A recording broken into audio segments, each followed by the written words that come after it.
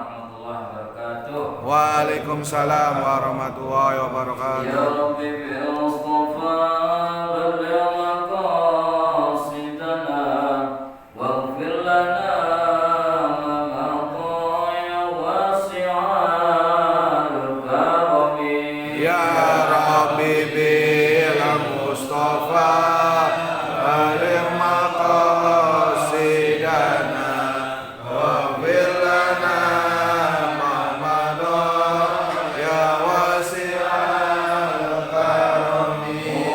Muhammadun sayyidun kaunaini wa thaqalaini wal fariqaini min 'arbin wa min 'ajamin. Ya Rabbi bil Mustafa balligh maqasidana waghfir lana ma mada ya wasi'al karami.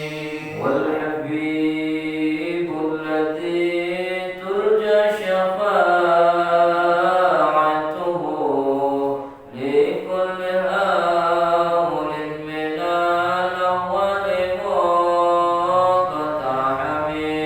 Ya Rabbi bil Mustafa balligh maqasidana waghfir lana ma mada ya wasi'al karami. صل وسلم دائما أبدا على حبيبك خير خلق كلهم.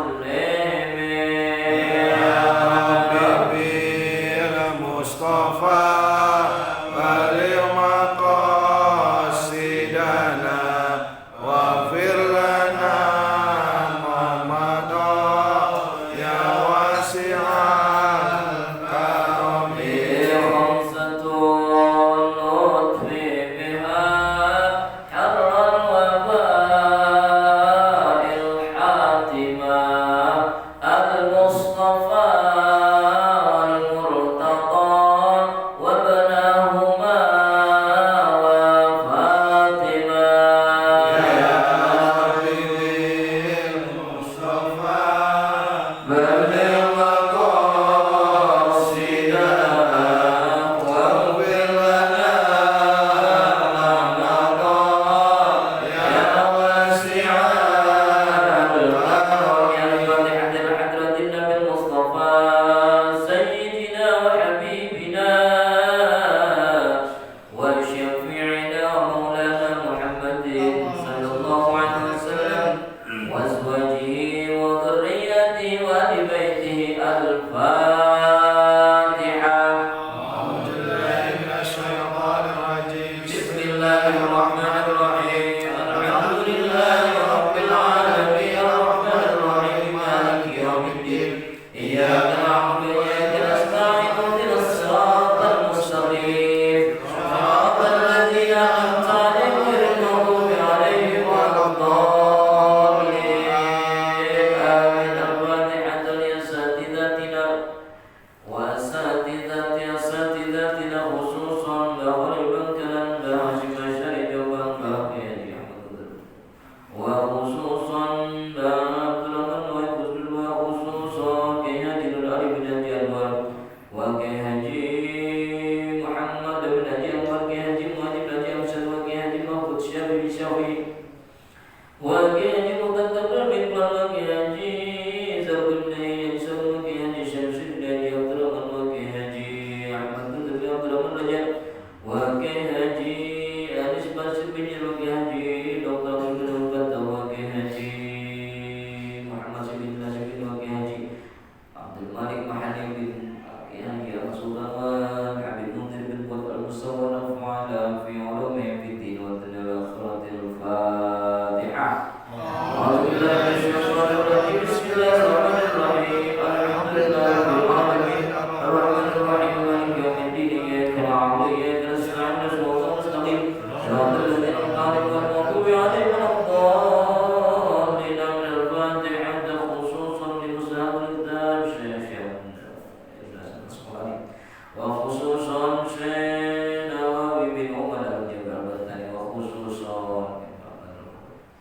ونفعنا في علوم الدار. الفاتحة. أعوذ بالله من الشيطان الرجيم. بسم الله الرحمن الرحيم.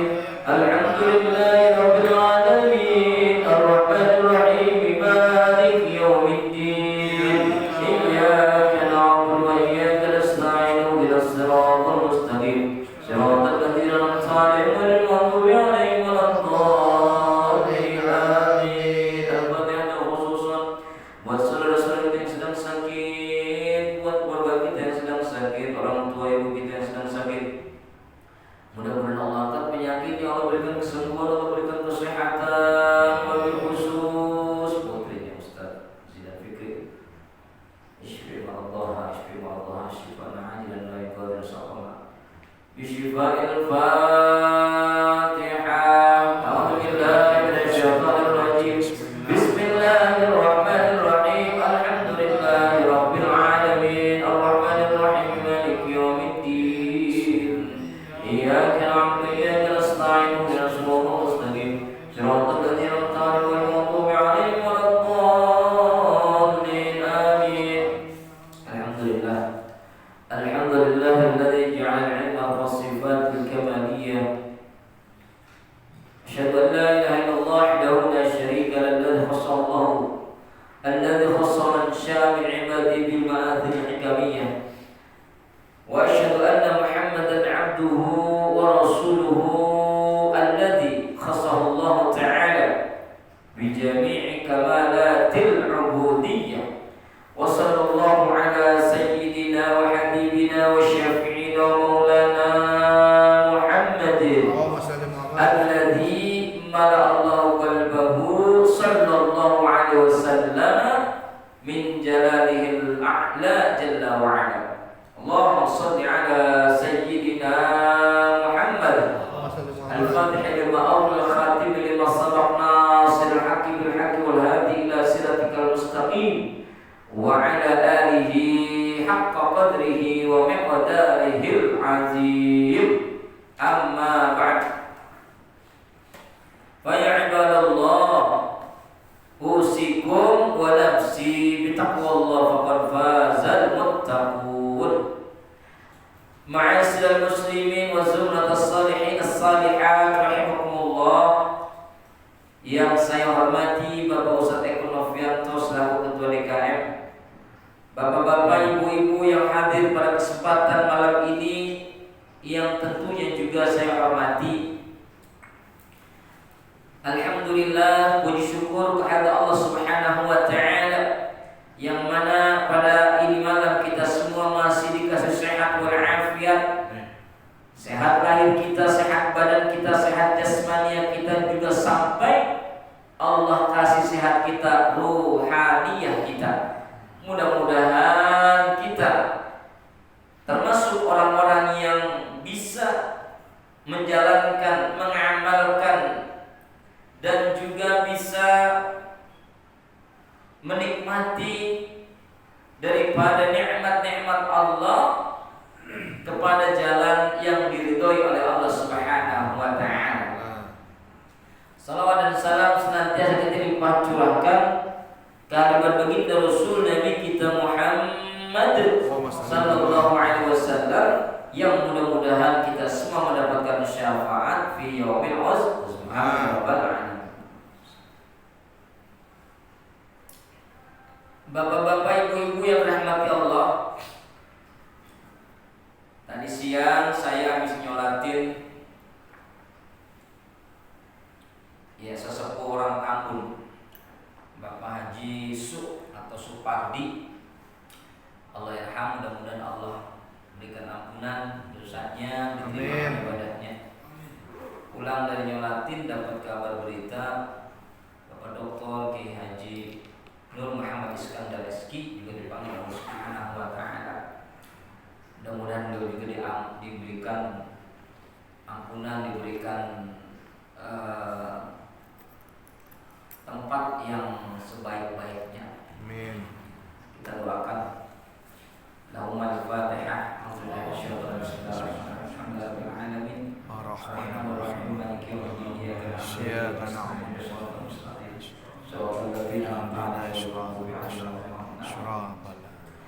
Bapak-bapak dan saudara-saudara sekalian, kalau kita cermati memang subhanallah hampir setiap hari banyak tokoh-tokoh kita dipanggil oleh Allah Subhanahu wa taala. Dari ulama-ulama besarnya, baik dengan berbagai macam sabab-musababnya, tapi semuanya itu adalah qadarullah dan memang ketentuan Allah. Ya kita mohon kiranya yang tinggal sekarang kita ini tinggal nunggu giliran, Bang Jenal, tinggal nunggu giliran. Makanya ya kita persiapkan daripada masa-masa yang akan kita hadapi kelak. Kita nggak tahu bagaimana kondisi nanti kehidupan kita di alam kubur. Apakah kita tergantung, apa termasuk orang-orang yang mendapatkan kebahagiaan di dalam kubur atau sebaliknya. Mudah-mudahan kalau saatnya kita istiqamah menjalankan daripada apa yang dijadikan sebagai wasiat atau pesan-pesan dari para guru-guru kita, insya Allah kita amalkan. Mudah-mudahan wasilah ini bisa mengantarkan kita kepada kehidupan yang baik kelak nanti di alam kubur. Makanya sesungguhnya berbicara itu sangatlah kita jadikan sebagai pelajaran buat kita. Al-Imam Al-Ghazali yang nama lengkapnya itu adalah Syekh Abu Hamid Muhammad bin Muhammad At-Tusi Al-Ghazali, yang lahir pada tahun 450 Hijriah, wafatnya 505 Hijriah.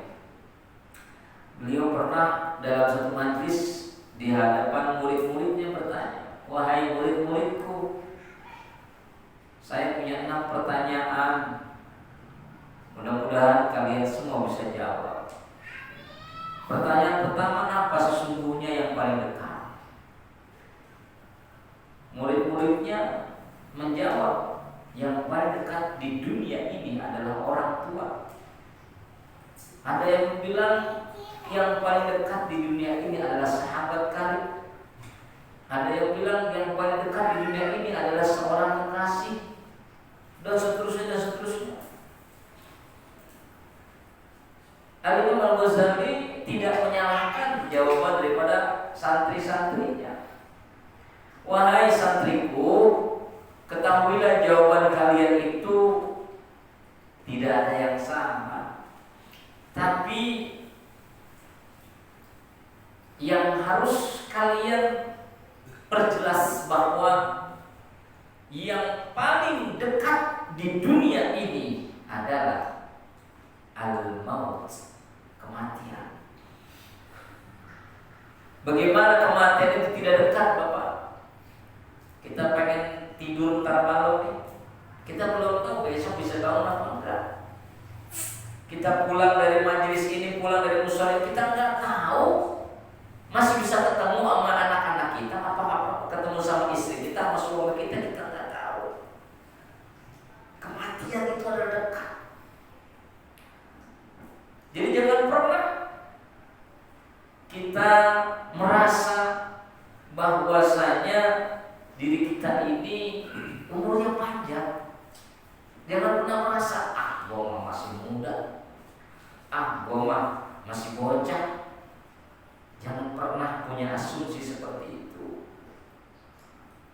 Karena yang namanya kematian itu bukan urusan tua atau muda. Yang tua memang udah wayah mati, bahkan ada yang udah tua, yang umurnya sampai ratusan tahun masih ada. Karena emang belum Allah manggil. Bahkan ada anak yang baru lahir ke bumi, ke dunia, langsung dicabut nyawanya oleh Allah. Itu ada. Nah, oleh karenanya mari kita persiapkan bekal bekal kita untuk menghadapi kehidupan baru kita pada etapa yang kedua. Etapa yang kedua, etapa yang ketiga. Etapa pertama kita hidup di alam rahim, kedua di alam dunia, ketiga di alam barzakh. Yang kedua kata Hujjatul Islam Al-Imam Al-Ghazali, wahai murid-murid, sesungguhnya apa sih di dunia ini yang paling dekat, yang paling jauh? Ada yang bilang langit, ada yang bilang bulan, ada yang bilang bintang. Itu juga tidak disalahin oleh Imam Ghazali. Apa sesungguhnya yang paling jauh di dunia ini? Apa kira-kira? Apa kira-kira yang paling jauh di dunia ini? Masa lalu. Sampai botak sariawan kita kejar-kejar itu masa lalu, nggak bakalan bisa. Kang Redi pengen kembali lagi ke masa bocah, nggak bakalan bisa. Jauh. Nggak usah kembali ke masa kecil. Kembali kepada sebelum maghrib aja. Ayo. Nggak bisa. Lan tarji'an ayyam allati madat. Nggak bakalan kembali hari yang udah lewat. Artinya apa? Kalau emang kita sudah memahami hari yang lalu nggak bisa kembali, maka jangan pernah kita menyia-nyiakan keadaan kita. Karena apa? Kalau kita menyia-nyiakan keadaan kita, boleh jadi nanti akan menyesal kemudian. Ya Pak ya, itu yang paling jauh apa? Masa lalu. Alhamdulillah. Wahai santriku, apa sesungguhnya di dunia ini yang paling berat? Apa? Ada yang jawabannya apa?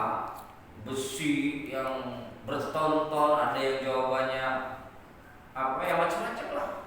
Yang sifatnya berat di dunia. Jawabannya pun sekali lagi tidak disalahkan. Apa sesungguhnya yang paling berat di dunia? Ada yang tahu kira-kira? Amanah. Yang paling berat di dunia adalah memanggul amanah. Amanah udah Allah kasih sama lautan nolak. Amanah sudah kasih Allah kasih amanah kepada pepohonan, kepada bumi, kepada gunung. Enggak ada yang mau. Cuman satu makhluk Allah yang mau menerima amanah. Siapa? Manusia. Padahal sesungguhnya menanggung amanah adalah teramat. Enggak usah jauh-jauh, bapak-bapak ngurusin anak kan, ya Allah, berarti luar biasa.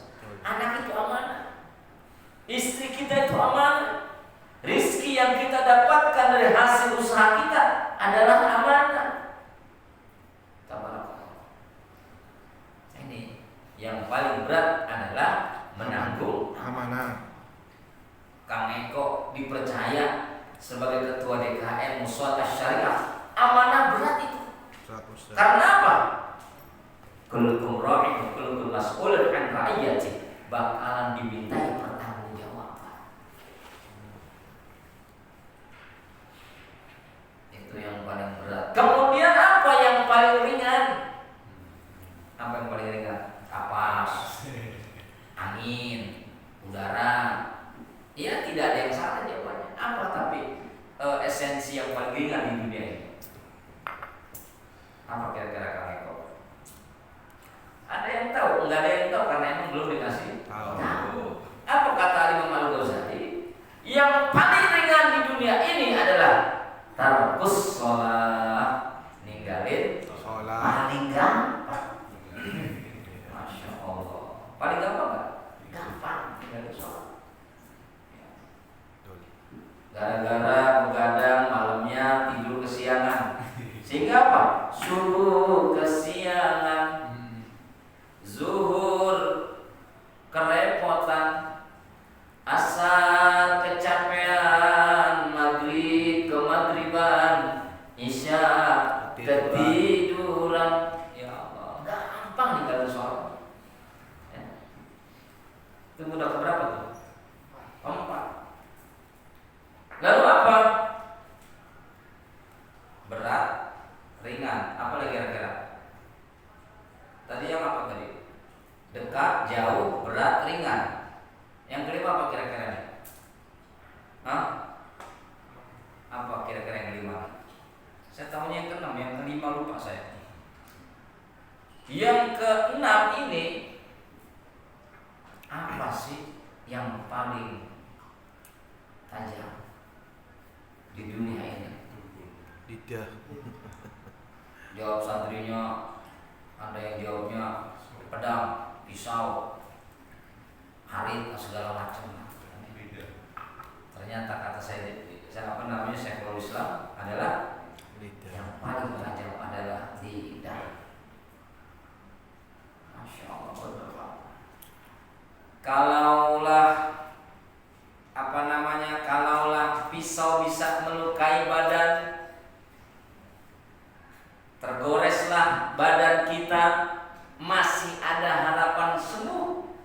Tapi kalau lidah sudah melukai hati, aduh, Masya Allah. Kemana obat akan dicari?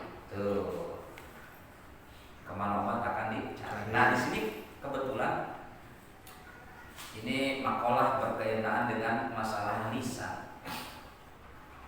Lisan ini berat sekali, Pak. Makanya, Pak, ini ada beberapa hadis. Banyak orang yang bertengkar gara-gara lisan. Banyak orang bercerai, suami istri bercerai gara-gara lisan. Banyak anak yang durhaka kepada kedua orang tuanya gara-gara lisan. Banyak orang-orang yang terprovokasi, terpengaruh dengan berbagai macam informasi itu gara-gara lisan. Gara-gara lisan. Makanya ini tajam sekali, Pak. Tajam sekali. Sekarang lisan kita ini nggak langsung, apalagi lisan kita ini kalau di sini makanya ada berapa orang yang mendengarkan, tapi lisan kita sekarang lewat tangan dengan jari-jari lentik kita. Yang kita gerakan jari-jari lentik kita di alat komunikasi kita, ya. Kemudian kita tulislah kata-kata yang bisa mengundang berbagai macam asumsi, mengundang berbagai macam keinginan untuk nge-likes-nya, sehingga banyak yang membacanya. Ternyata setelah dari itu mereka membaca daripada apa yang kita tulis, ternyata luar biasa, bisa mendapatkan kekuatan imannya, kekuatan ibadahnya, kekuatan dekatnya dia kepada Allah. Karena apa? Termotivasi dengan tulisan kita, dengan lisan kita yang kita tulis dengan tangan kita dalam media sosial. Subhanallah, banyak orang yang berubah gara-gara lisannya lewat media sosial. Berubah hidupnya. Subhanallah, sampai yang nge-likes itu adalah ribuan orang, bahkan sampai jutaan orang. Berapa banyak pahala yang didapat. Tapi pas suatu ketika dia ada orang yang menarasikan, melisankan kata-katanya yang kemudian ditulis dalam status media sosialnya berupa ujaran-ujaran kebencian, fitnah, kemudian berbagai macam informasi yang hoax disampaikan. Banyak orang yang tersinggung, banyak orang yang bencinya, dan banyak juga orang yang sukanya. Masya Allah, ini juga termasuk akan bisa berpotensi mengundang daripada dosa. Nauzubillah min. Makanya kata baginda Rasul, apa kata Rasul? Sibabul muslim fusuk. Rawahul Bukhari. Mencaci seseorang muslim adalah kefasikan. Mencaci seorang itu dari mana? Lisan. Lisannya dituangkan dalam tulisan. Kita mencaci maki Kang Eko. Kang Eko Fusuk itu termasuk perbuatan dosa. Enggak boleh. Dalam hadisnya dikatakan la'nul mu'min kaqatlih. Mencacinya seorang mukmin kaqatlihi, sama dengan membunuhnya. Kita mencaci maki sesama muslim enggak boleh. Enggak boleh. Karena apa? Takut disama hukumnya seperti membunuhnya. Insyaallah tabarakallah. Makanya kata baginda Rasul, laisal mu'min bit-ta'ani wal la'ani wal fahisi wal baghi. Kata baginda Rasul, seorang mukmin teh yang paling sempurna imannya bukanlah seorang mukmin yang hidupnya sebagai pencaci, bukanlah seorang mukmin yang kerjanya tukang ngelaknat, memurkai orang, dan bukanlah seorang mukmin yang berkata-kata kotor, berkata-kata keji. Nah, ini yang bilang kayak gitu. Sama orang brengsek aja kita nggak boleh ngomong jelek sama dia. Setan nggak boleh. Udah tahu dia melakukan perbuatan yang disediakan setan, sampai kita bilang setan, udah tahu setan dibilang setan, udah jangan dicaci maki, dinasehatin. Nah, makanya yang paling pas bagaimana Pak Ustaz? Kata baginda Rasul, beliau bersabda, inna syarran nasi man tarakahun nasu aw wada'ahun nasu itqa'a fuhshihi, rawahul Bukhari. Sesungguhnya termasuk manusia yang paling buruk adalah seseorang yang ditinggalkan oleh orang lain karena apa? Karena takut akan perkataan keji dan kotor. Kita pengen hadir majelis, ini orang malah takut. Kenapa takutnya? Takut dia isinya ini mencaci maki orang, takutnya ini menghujat, ditinggalkan. Dia hadir ke majelis itu, ketika baru baca alhamdulillahirabbil alamin, marah-marah, waduh, akhirnya tinggalkan. Nah, ini baginda Rasul mengatakan sesungguhnya termasuk manusia yang paling buruk. Ini misalnya si Lutfi nih lagi berbicara, ini tiba-tiba jamaah ini merasa tersinggung karena ucapannya kotor, karena ucapannya selalu mencaci maki, karena hujatan-hujatan kepada seseorang, kepada tetangganya, kepada saudaranya, ditinggalin. Ini termasuk si Lutfi ini adalah orang yang paling buruk. Karena apa? Dia ditinggalkan oleh zamannya gara-gara apa? Selalu mengajak untuk membenci orang. Nah, makanya Pak, kita sesama muslim, Nabi selalu menjaga kita, mengarahkan kepada kita apa kata baginda Rasul, al-muslimu, orang Islam teh man salimal muslimuna min lisanihi wa yadihi.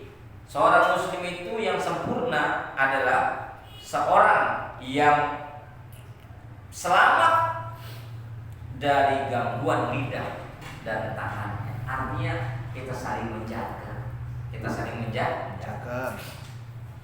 Nah, makanya terkait dengan kekinian kita baiknya asun. Ya Pak, udah aman Pak. Ketika kita ada orang didolimi, kita melihat ada orang itu, ya sudah, kita gak usah ikutan. Cukup kita doakan, ya Allah, mudah-mudahan guru saya, mudah-mudahan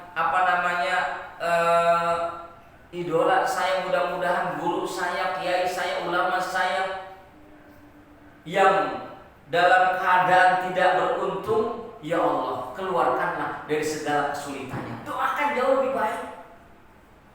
Doakan jauh lebih baik ketimbang ngikut-ngikut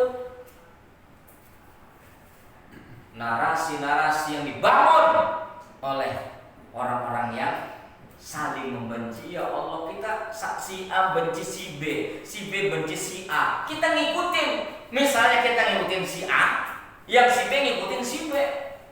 Si B senang sama si B, kelompok si B senang sama kelompok si B, saling benci, saling mencaci. Mana solusinya? Tidak ada. Yang ada adalah setan uncang-uncang hati. Wah, ayo terus pada berantem dan ya Allah. Udah Pak, nih lisan tajam sekali Pak. Asal yang paling baik sekarang ini diam. Karena apa? Kita nggak tahu apa sesungguhnya, apa yang terjadi dalam kondisi kekinian kita nggak tahu sesungguhnya. Yang kita tahu hanya tahunya daripada media sosial. Pada kenyataan kita nggak tahu. Mana tahu tetangga kita sekarang lagi ngapain di sini? Cuma dengar suaranya doang. Mana tahu ya Kang Eko lagi ngapain lagi di sini, nggak ada yang tahu. Karena apa? Nggak tahu sesungguhnya yang terjadi di sini itu apa. Hanya tahu dengar suaranya saja. Oh itu Ustaz Lutfi lagi gegerawakan baik. Ya. Tapi keadaan di sini nggak tahu. Saya sekarang sini sembari ngopi. Coba. Ngopi kita. Iya, nggak tahu. Makanya kalau nggak tahu apa-apa, cuman tahunya dari media sosial, ya udah Pak, diem aja. Nggak perlu kita follow lagi.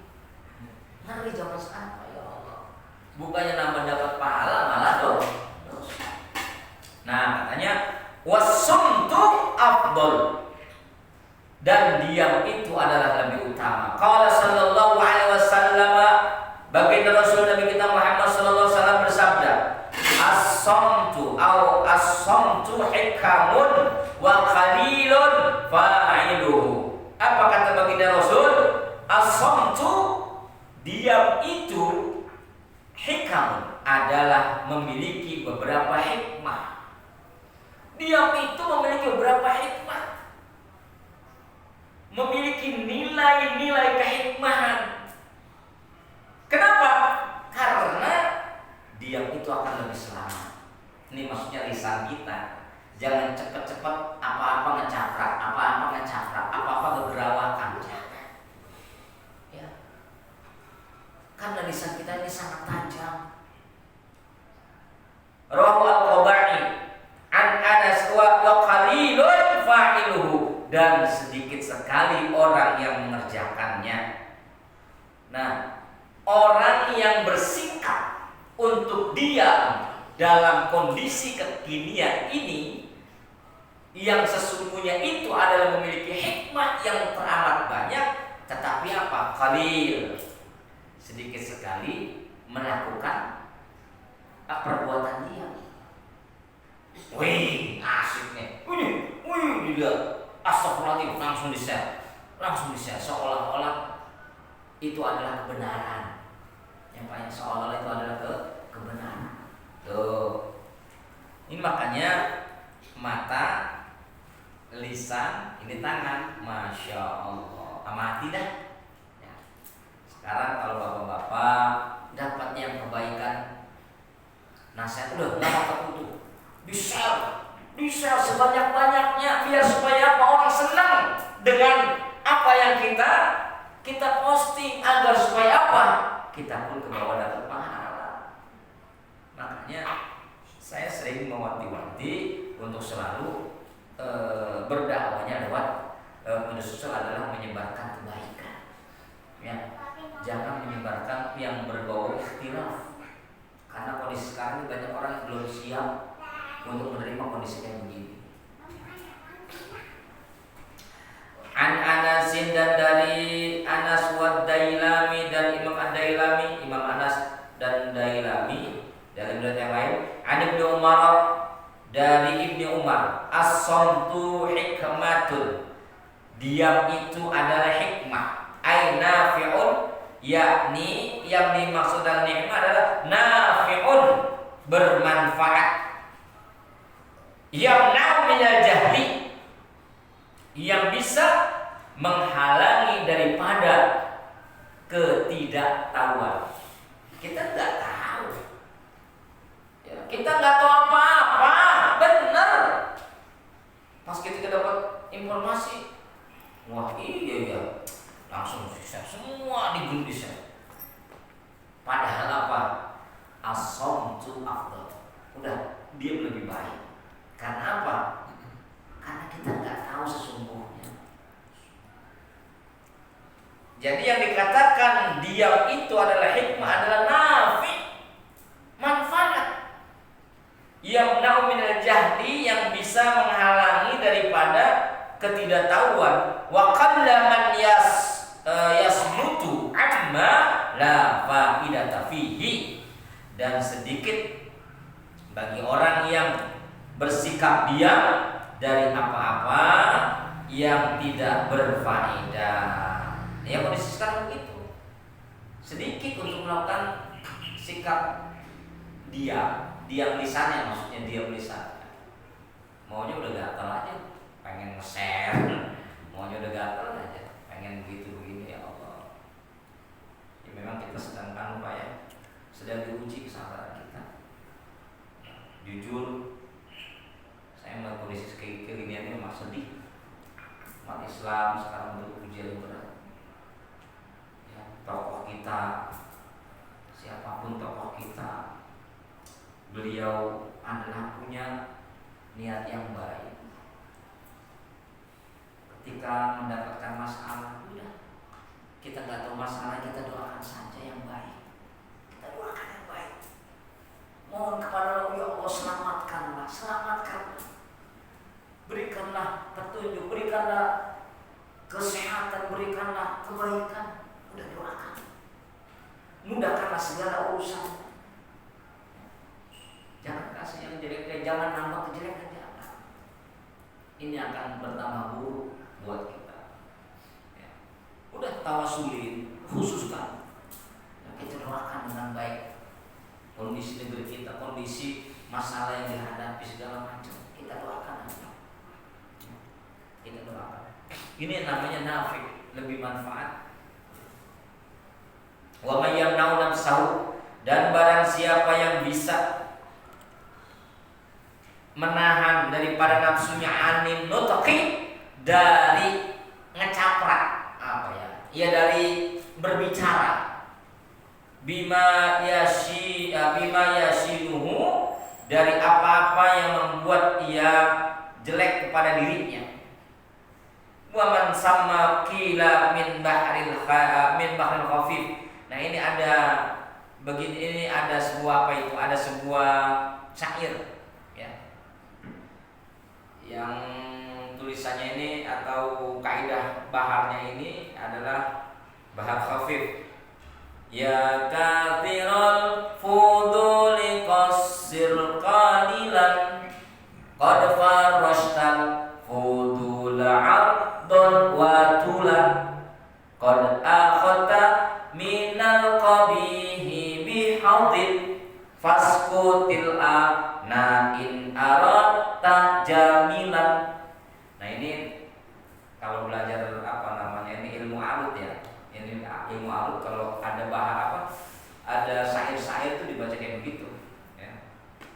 Ilahilas tulil firdausi ahla wala aqwa alan nari jahimi. Nah, itu bahar khafif. Ya kathiral fudul qasir qalilan, wahai yang banyak memiliki kelebihan, memiliki apa namanya, kelebihan apapun lah, kelebihan berbicara, kelebihan harta, kelebihan kedudukan, kelebihan jabatan, apapun, qasir qalilan, perpendeklah sedikit.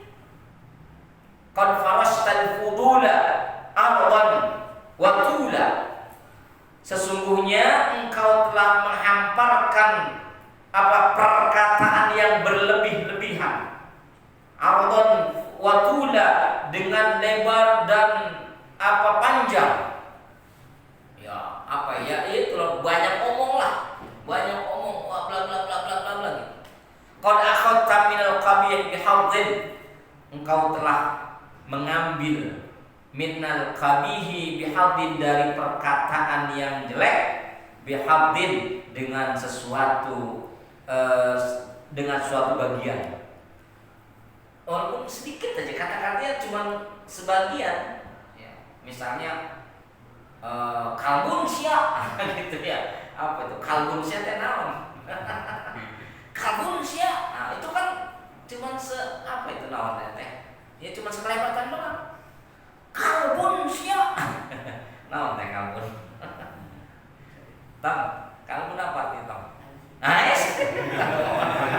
Kok ngeliat bapak sih? Ya, masya Allah. Ngomong kalbun sia. Itu kata-kata cuma sekelebatan doang. Ya Allah. Dari ucapan yang cuma kata-kata satu, ya Allah, hilang semua Pak. Kebaikan yang pernah kita lakukan hilang semua. Faskut, maka faskut, cari cing. Nah, teh cari cing. Iya. Please apa nona? Please apa ya? Please sit, please sit, sit mah dulu atuh. Please diam. Faskutil an, please. Diam, cari cing. Cari cing. In aratta jamilan, kalau ente ingin memiliki kehidupan yang indah. Kalau seandainya ente ingin memiliki kehidupan yang indah, sementara ente memiliki rangkaian kata-kata yang manis, rangkaian kata-kata yang indah, bahkan memiliki fudulan, memiliki kelebihan daripada kata-kata. Ya, sementara kata-kata ente itu bisa mempengaruhi orang, dalam tanda kutip mempengaruhi keburukan orang. Ya Rabb, faskutil an, sekarang ente diam. In arota jamilan, kalau ente ingin apa? Keindahan. Tuh. Sekarang orang apa ya? Nggak usah jauh-jauh lah. Kalau bapak dengar pengajiannya lama, ya Allah, bosan apa bapak? Ini lama banget. Angop ya kan? Apalagi yang doa, kapan Rabbana atina aja. Biasa kalau tahlilan. Kalau tahlilan malam ketiga, malam ketujuh. Ya Allah, ini Ustaz tuh doanya panjang amat. Pengen ini Rabbana takwa. Ya benar takwa cuma. Ini kapan Rabbana atinanya? Aduh, lama banget, masya Allah. Ya. Nah itu Pak. Ada teman saya, ketika ada kiainya berdoa, gue pengen ngejolok itu Pak Kiai, kenapa? Doanya lama banget. Ente sombong banget. Justru itu ya, doa yang lama itu yang harus kita panjatkan, cuman emang harus melihat kondisinya. Doa yang lama itu ketika kita sendiri. Sholat kita yang panjang ketika kita sholat sendiri. Sholat kita yang panjang, doa kita yang panjang ketika kita sholat sendiri atau sama istri kita atau sama anak kita.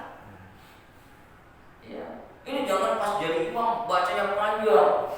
Yasin wal Qur'anil Hakim. Ya Allah, di belakang aki-aki udah pengen kencing begini ya.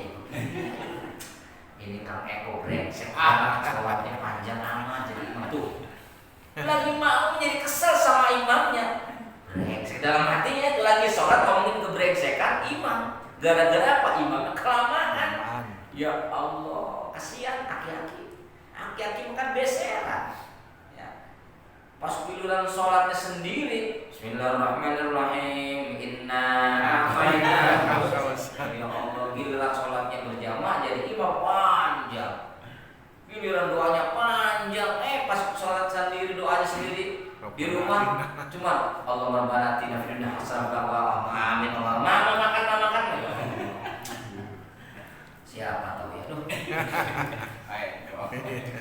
Wa ruwiya annahu sallallahu alaihi wasallam, dan diriwayatkan annahu sallallahu alaihi wasallam, bahwa sesungguhnya Nabi kita Muhammad sallallahu alaihi wasallam, dalam riwayat lain apa kata beliau?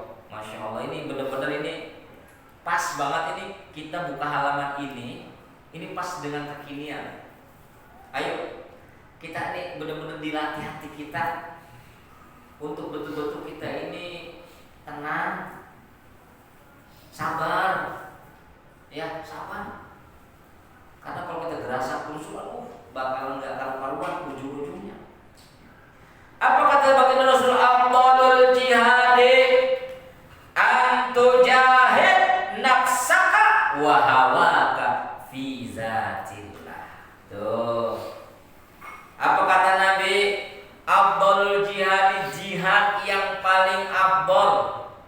jihad yang paling mantul, jihad yang paling besar. Antujahid. Ini asal antujahid. Antujahid nafsaka. Perangilah nafsumu. Itu adalah apa? Seabdul-abdulnya jihad. Perangi nafsumu wa hawaka, dan juga hawamu. Perangi daripada dirimu dan nafsumu dengan sungguh-sungguh fi dzatillahi, di dalam mencari ridho Allah. Makanya kan ketika perang Badar selesai, Nabi bilang sama sahabat-sahabatnya, ayyuhal muslimun, raja'na min jihadil asghar ila jihadil akbar. Bingung sahabat. Hai orang-orang Islam, kita baru aja kembali dari perang berjihad, jihad kecil menuju jihad yang besar. Kaget, ya Rasul, kita baru aja perang Badar melawan orang-orang kafir Quraisy. Engkau bilang jihad yang kecil, lalu bagaimana kita memerangi jihad dengan jihad yang besar? Yang kau bilang jihad itu adalah jihad yang kecil. Apa kata Nabi? Apa? Ijhad nafsak, berjuang melawan hawa nafsu, itu adalah jihad yang paling besar. Masya Allah nih, Kang Eko lagi marah. Ketika marah dia bisa meredam marah, itu namanya jihad. Marah sama anaknya, marah sama istrinya, ketika ingin marah sampai memuncak emosinya, tapi bisa meredam. Astagfirullahaladzim, itu namanya jihad. Jihad yang paling besar. Ini luar biasa. Melihat misalnya ada emak-emak beli sayur pakai baju daster, ya, pakai baju daster, udah gitu dasternya somplat, masya Allah. Bang Jenal melotot aja tuh, jihad tuh Bang Jenal. Kalau Bang Jenal masih melotot aja, nah berarti nggak bisa memerangi jihad, nggak bisa berjihad namanya. Tapi pas ketika melihat kayak begitu, langsung astagfirullahaladzim, tinggalin, langsung belok kiri. Yang tadinya belok kanan gara-gara ada mau belanja sayuran pakai baju kayak begitu, langsung belok kiri. Karena apa? Takut matanya terkotori dengan pemandangan kayak begitu. Itu namanya jihad. Astagfirullahaladzim, itu emak-emak istighfar tapi nempok. Istighfar sambil tinggalin. Astagfirullahaladzim, eta bujur, astagfirullah, eta kodi, ya Allah, istighfar tapi matanya jelalatan. Ya Allah, itu namanya bukan jihad, Kang Jenal, ya. Nah inilah bapak-bapak dan saudara-saudara sekalian, insya Allah ini kondisi sekarang ini kita banyak berdoa, banyak sholawat yang dikasih oleh guru-guru, ya, kita baca untuk keselamatan negeri kita, keselamatan bangsa kita, keselamatan anak bangsa kita, keselamatan orang-orang yang kita cintai, orang-orang yang kita muliakan. Kita doakan, ya Allah, berikanlah kemudahan, berikanlah perlindungan, ya. Jangan nambah masalah, cukup ya itu kasih doa, ya. Karena apa? Itulah selama-lamanya orang yang beriman cuma bisa doa.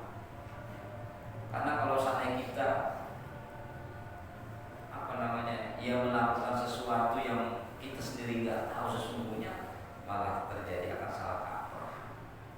Mudah-mudahan ada manfaatnya, mudah-mudahan semua masalah yang terjadi saat ini semuanya Allah berikan kemudahan, Allah keluarkan semua masalah kita, kita jadi orang-orang yang kuat imannya, yang senantiasa mendapat ridho Allah Subhanahu wa taala. Demikian, mohon maaf karena saya habis ada acara di tetangga, jadi kita langsung saja nanti ada sholat sunnah kemudian sholat isya. Subhanallah wa bihamdika asyhadu an la ilaha illa anta astaghfiruka wa atubu ilaik. Mohon maaf, wallahu muwaffiq. Assalamualaikum warahmatullahi wabarakatuh. Waalaikumsalam warahmatullahi wabarakatuh.